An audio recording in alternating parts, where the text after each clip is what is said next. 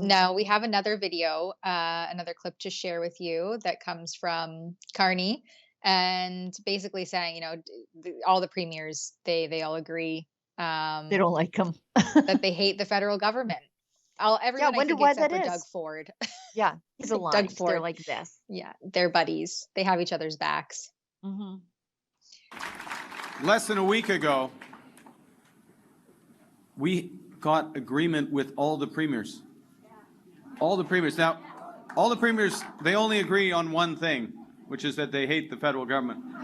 But we got agreement. We got them for the first time to agree on something different. I don't know if that's funny. I mean, everyone's laughing, but like, that's not signaling a strong united front here in Canada when all of the premiers hate you. Even the liberal ones. Yeah. And it's funny because he says less than a week ago, but as an outside observer, it feels like a friggin' month ago. Why is he so boring? Like even to deliver a joke, he's not good at. It takes too long. There's too many pauses. I don't know. He's just so unenjoyable there's nothing even fun to talk about. And the only one who's really been truly outspoken on all of this since the onset, really, is Danielle Smith, Alberta Premier. And we have a clip here to share from the Alberta legislature where she says, point blank, I will not be silenced. Yeah, she's been great this week. We'll show another clip after this. And I am now off to the US yet again to try and speak to Americans, this time through the second largest podcaster in the world, whose audience is made up of exactly the people we need to persuade to convince their president to change course on tariffs against Canada. And what does Team Carney want me to do? They want me to abandon my post, remain in Alberta, and do absolutely nothing to defend our province. They want me to cower in the face of Eastern media pundits and politicians who favor political grandstanding to effective diplomacy. I'm fiercely criticized for going into the lion's den to change the hearts and minds of the very Americans that we need on Canada's side to avoid a trade war with the most powerful economy on earth. They want this lady and Alberta to just sit down and shut up. Well, here is my response to that. I will not be silent. Alberta will not be silent.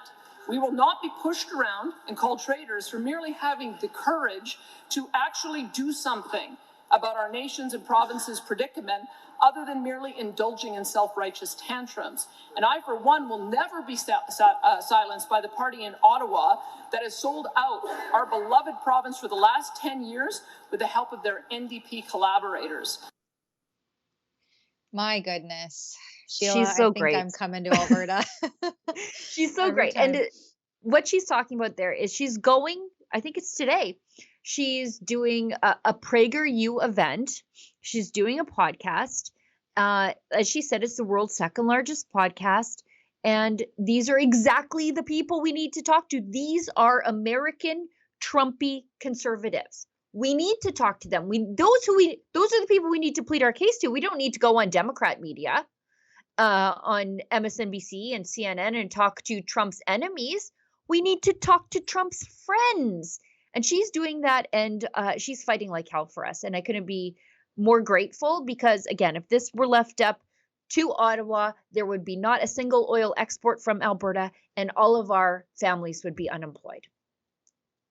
Yeah, and meanwhile, here in Ontario, I see the stark difference between Premier Ford and Premier Smith, and especially, not to bring gender into everything, but as a female versus a male premier in Ontario, he's just such a weak cowardice, no leadership, no ability he's not standing he doesn't have a spine, he doesn't have a backbone. And then you see this strong female leader here, as she says, going headfirst into the Dragon's Den, not in the sense of the show that we talked about earlier, but into the belly of the beast, so to speak.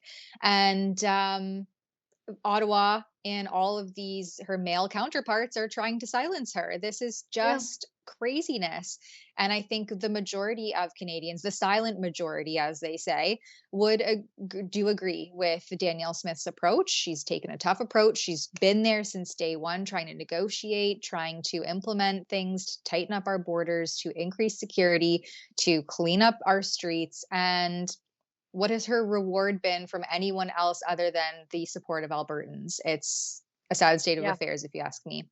Yeah, she's been called, like she said, she's been called a traitor by the media and politicians in the east of the country. She fights for Alberta jobs. And if you're fighting for Alberta jobs, you're fighting for everybody else's job too. She's the only one with a decent relationship with the Trump administration. She should be deployed to Ottawa constantly.